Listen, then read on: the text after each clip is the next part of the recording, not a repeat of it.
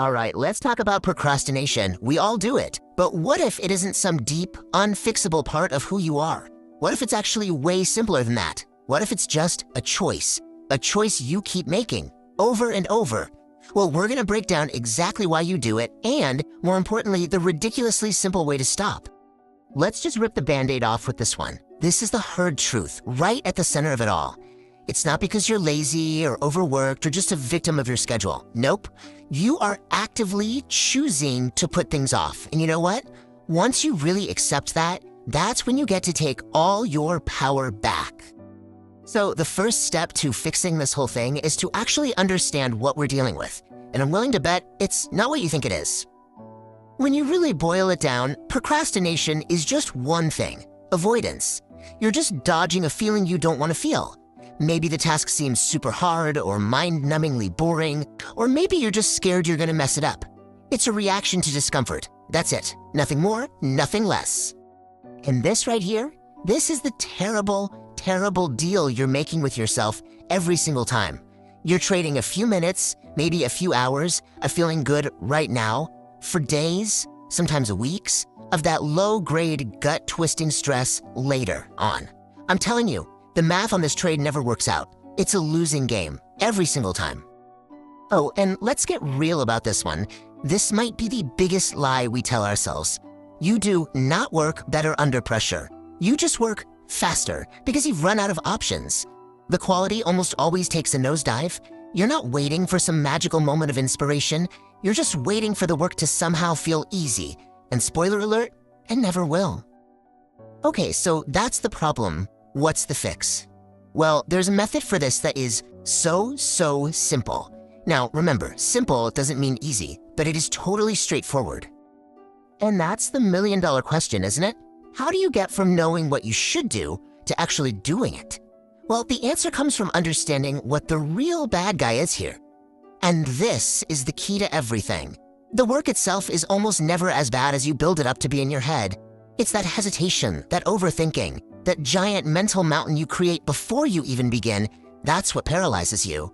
The real enemy isn't the task. It's just getting started. It's inertia. So, how do you beat that inertia? It's this simple 3-step trick. First, set a timer for just 10 minutes. Seriously, give yourself permission to stop after 10 minutes, and you'll be amazed, because you probably won't.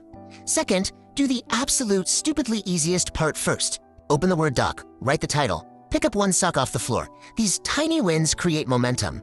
And third, just focus on that one thing. Multitasking, that's just a fancy way to procrastinate on a bunch of stuff at once. Now, even when you have a plan, your brain is gonna fight back. It's gonna throw a whole bunch of excuses at you. So it's time we call them out for the lies they are. But I'm too tired. But I don't know where to start.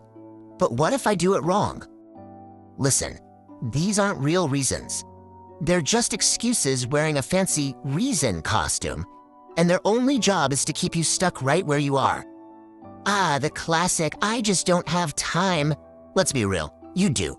We all get the same 24 hours in a day. You're just choosing to spend your time on other things, like scrolling social media or watching another episode.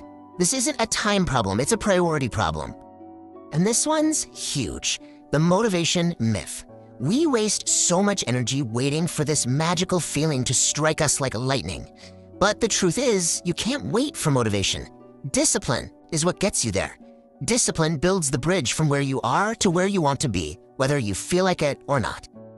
So what about when a task really does feel massive and overwhelming? Well, here's the thing. Avoiding it only makes it harder because now you have less time to do it.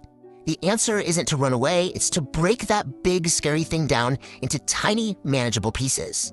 So once you've shot down all the excuses, you get to the most important part. You get to the part where you take ownership and start building a real, lasting habit. See, here's the secret. You don't wait until you feel confident to take action. You take action, and that's what makes you feel confident. Every little step you take is like starting a snowball rolling down a hill. It starts small, sure, but it picks up more and more snow until it's a huge, unstoppable force. And if you want to keep that snowball rolling, try these tricks. Eat the frog. That just means do your biggest, ugliest task first thing in the morning. Get it out of the way. Also, set clear, hard deadlines for everything. And when you finish something, reward yourself. teach your brain that finishing a task equals pleasure. Okay, final thoughts. And I'm going to be completely straight with you here. Nobody is coming to save you. Your boss, your partner, your friends, they're not going to swoop in and magically make you get your life together. It is all on you. Every single time you procrastinate, you are choosing that little hit of short-term comfort over your own long-term success. But here's the good news. That also means you have all the power to make a different choice, starting right now. So that's the only real question left, isn't it? The perfect moment you're waiting for? It's not coming. This is it. This is your sign. So get up and just start. What's it gonna be?